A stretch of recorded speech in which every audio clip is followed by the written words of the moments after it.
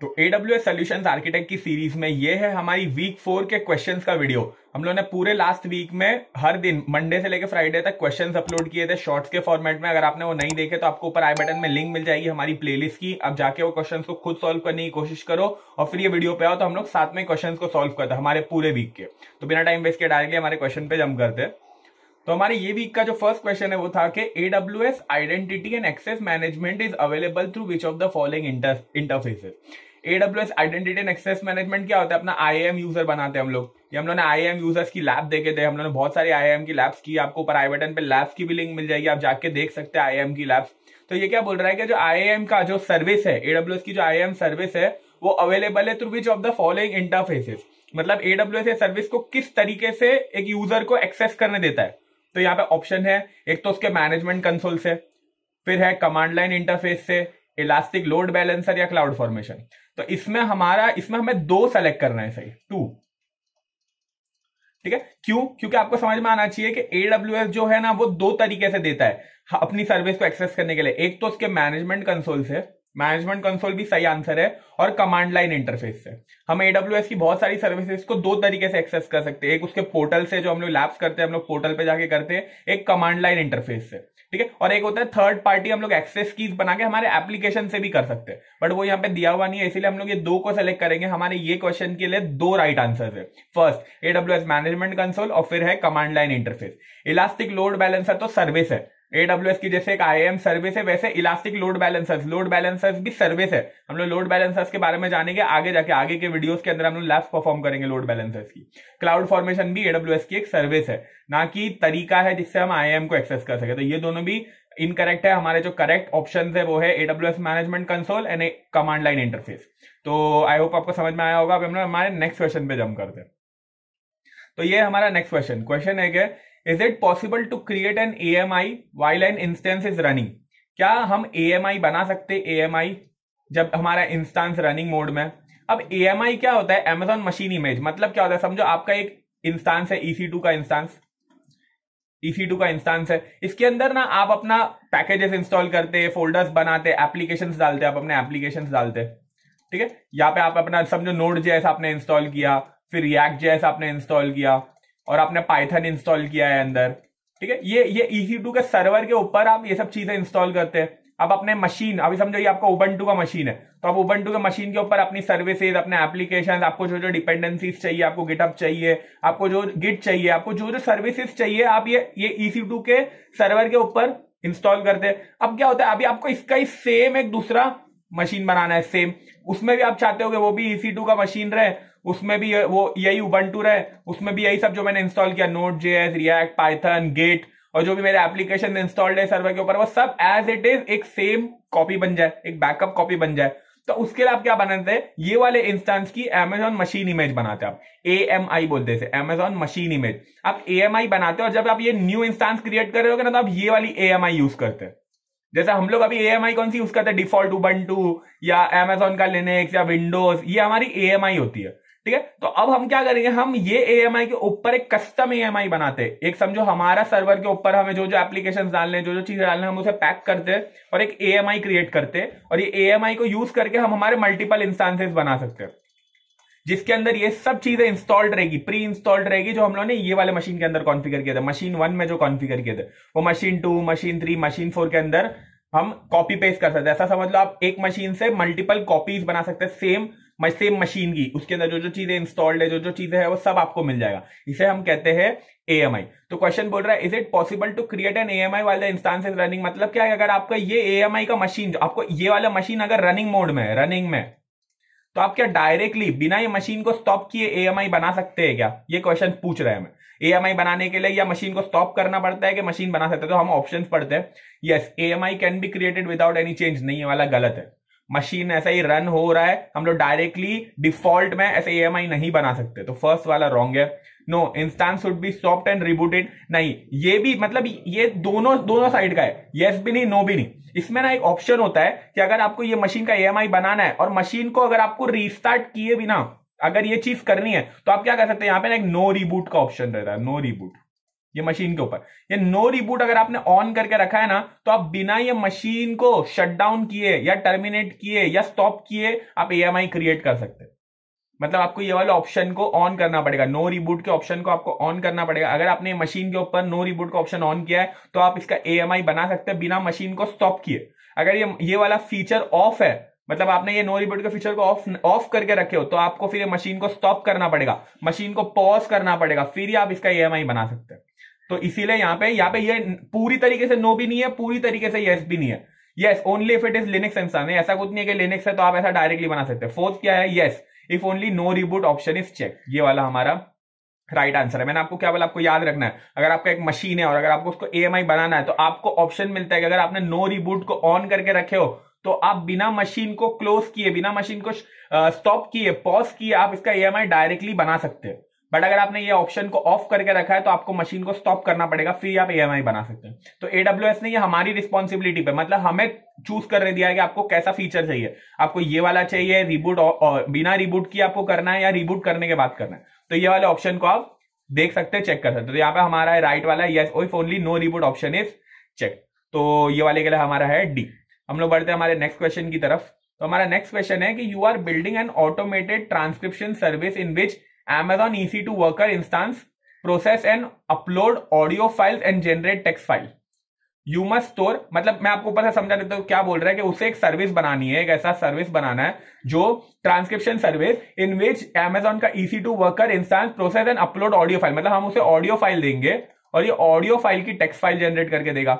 मतलब आप इसे कुछ बोल रहे हैं, समझो आप ऐसा बोल रहे hello world how are you, या आप बोल रहे और ये बोले जो आपने बोला ना वो उसका टेक्स्ट फॉर्मेट में एक फाइल के अंदर स्टोर करेगा। वो जो आप बोलते जा रहे हैं वो एक टेक्स्ट फाइल में स्टोर करते जाएगा। आपको ये सर्विस बनानी है तो आपको क्या चाहिए, you must store both of this files in the same durable storage. आपको ये वाली जो ऑडियो फाइल है इसे आपको किधर तो स्टोर करना पड़ेगा, तो आप इसे जो जहां स्टोर करोगे ना वहीं पे आपका ये जो टेक्स्ट फाइल है ना वो भी स्टोर होना चाहिए, सेम ड्यूरेबल स्टोरेज में होना चाहिए until the text file is retrieved, but you do not know what the storage capacity requirements are। But आपको नहीं पता कि जो ऑडियो फाइल रहेगी, आप जो बोल रहे हो कितनी बड़ी रह सकती, वो MBs में भी रह सकती, KBs में भी रह सकती, GBs में भी रह सकती, तो आपको नहीं पता कि वो कितनी बड़ी फाइल रहेगी। और which storage option is cost effective, तो आपको चूज करना है एज अ सोल्यूशन आर्किटेक्ट कि इस प्रॉब्लम के लिए, ये सोल्यूशन डिजाइन करने के लिए आपके लिए कौन सा एक सोल्यूशन है जो चीप है, कॉस्ट इफेक्टिव है और जो स्केलेबल है। स्केलेबल का मतलब क्या, कि वो छोटी सी साइज के लिए भी चल जाए, बड़ी साइज के लिए भी चल जाए, बहुत बड़ी साइज के लिए भी चल जाए, मतलब उसकी स्टोरेज कैपेसिटी फिक्स्ड नहीं रहनी चाहिए। तो आपको ऐसा एक सोल्यूशन देखना है। तो हम लोग देखते हैं जो ऑप्शंस दिए हमें। ऑप्शंस है multiple Amazon EBS volumes with snapshots. देखो मल्टीपल Amazon EBS वॉल्यूम्स का हमें पता है, जब भी हमने लैब भी किया था, सेकंड लैब में हम लोगों ने EBS वॉल्यूम्स डिजाइन किया था। तो EBS वॉल्यूम्स के अंदर क्या होता है, हमें साइज फिक्स रखनी पड़ती है।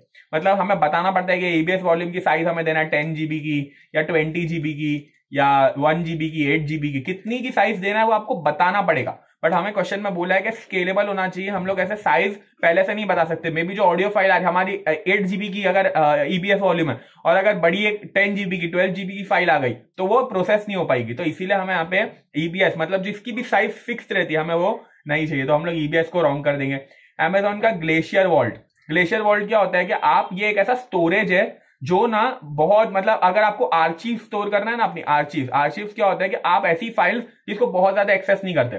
समझो एक ऑर्गेनाइजेशन है और ऑर्गेनाइजेशन अभी 2023 में है, 2023 चल रहा है और ये ऑर्गेनाइजेशन की कुछ 2005 की फाइल्स है, 2006 की फाइल्स है, 2007 की फाइल्स है, पुराने सालों की फाइल है, एक डेकेड पुराना। बट उनको ये डेटा को संभाल के रखना है, वो नहीं चाहते कि डेटा डिस्कार्ड हो जाए, इन्हें डेटा को संभाल के रखना है। बट ये डेटा को फ्रीक्वेंटली एक्सेस नहीं करते, मतलब इन्हें जरूरत नहीं है 2005 का डेटा हर दिन चेक करने के लिए। तो ये क्या करते हैं, ये वाले डेटा को आर्चीव कर देते हैं, एक वॉल्ट में डाल देते हैं जिसका स्टोरेज सस्ता है और वो स्टोरेज के बदले आपको बताना पड़ता है कि आप इसे फ्रीक्वेंटली एक्सेस नहीं करेंगे। आपको इंटीमेशन देना पड़ेगा कि मुझे एक दिन पहले, जैसे अगर मेरे को कल ये फाइल एक्सेस करना है तो मुझे एक दिन पहले बताना पड़ेगा मैं कल ये फाइल एक्सेस करने वाला हूं, तो मुझे वो फाइल अवेलेबल होगी। मतलब इतनी आसानी से मैं वो फाइल को, जैसे हम नॉर्मल फाइल स्टोरेज में डालते तो कैसे फॉरन एक्सेस कर सकते, वैसे नहीं कर सकते। इसे हम कहते हैं आर्चीव। इसका बेनिफिट क्या है कि हमें थोड़ा कॉस्ट इफेक्टिव हो जाता है, मतलब थोड़ा सा सस्ता हो जाता है, बट इतना जल्दी हम ये फाइल को एक्सेस नहीं कर सकते। इसे हम कहते हैं आर्चीव, और आर्चीव स्टोर करने के लिए हम ग्लेशियर वॉल्ट यूज करते हैं। तो ये वाला भी रॉन्ग है, क्यों? क्योंकि हमें यही नहीं बताया गया कि हमें आर्चीव में स्टोर करना है। और हम ये वाली फाइल को हमें फौरन के फौरन हम लोगों ने इनपुट दिया, फाइल स्टोर होनी चाहिए, आउटपुट जनरेट हो गया, हमें मिलना चाहिए। तो यहाँ पे तो जाहिर सी बात है हम लोग को आर्चिव्स में फाइल को स्टोर करना ही नहीं, तो ये वाला भी रॉन्ग है। A single Amazon S3 bucket, ये वाला ऑप्शन हमारा करेक्ट है।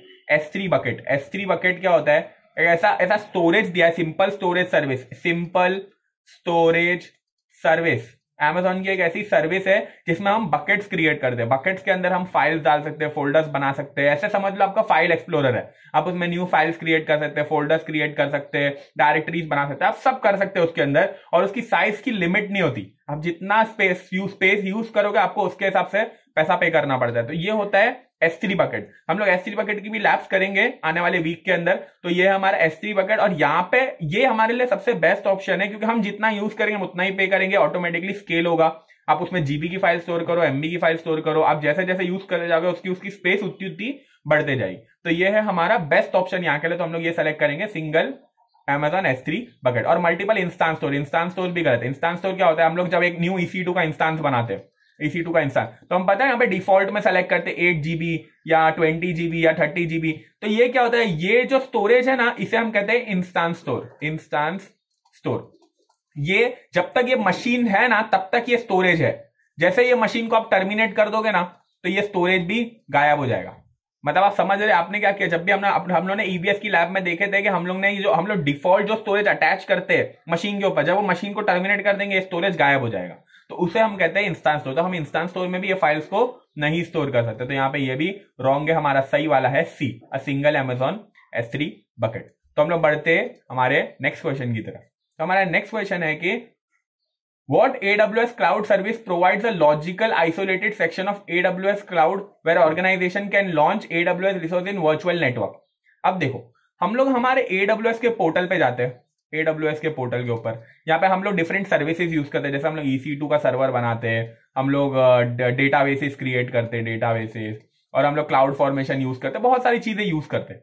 बट क्या होगा, मेरे को ये AWS के अकाउंट के अंदर ही ना मल्टीपल प्राइवेट सर्वर्स बनाने हैं, मल्टीपल प्राइवेट। जैसे आप ना ये बड़े ऐसे सर्वर को ना, हमारा AWS के सर्वर को, AWS का जो पोर्टल है उसके अंदर छोटे छोटे प्राइवेट नेटवर्क बनाओ, प्राइवेट नेटवर्क, ये आपका एक प्राइवेट नेटवर्क हो जाएगा। अब ये नेटवर्क के अंदर आप अपने EC2 इंस्टांस क्रिएट कर सकते हैं, डेटाबेसेस क्रिएट कर सकते हैं, आपको जो चाहिए वो आप सर्विस। तो आपके लिए एक आइसोलेटेड इन्वायरमेंट है, एक आइसोलेटेड है, मतलब आप समझ लो एक बड़ा सा AWS के पोर्टल के अंदर आप छोटे छोटे प्राइवेट नेटवर्क बना रहे हैं। समझो आप बोल रहे हैं कि ये वाला मेरी ऑर्गेनाइजेशन के अंदर जो ये वाला प्रोजेक्ट चल रहा है ना उसका ये VPC है, फिर ये वाला एक प्राइवेट नेटवर्क है, ये एक प्राइवेट नेटवर्क है, ये एक प्राइवेट नेटवर्क है। ये प्राइवेट नेटवर्क के अंदर आप ये सब चीजें कर सकते हैं जो भी आप करते हैं ना, जैसे EC2 का सर्वर बनाना, डेटाबेस बनाना, और जो भी NoSQL डेटाबेस बनाना।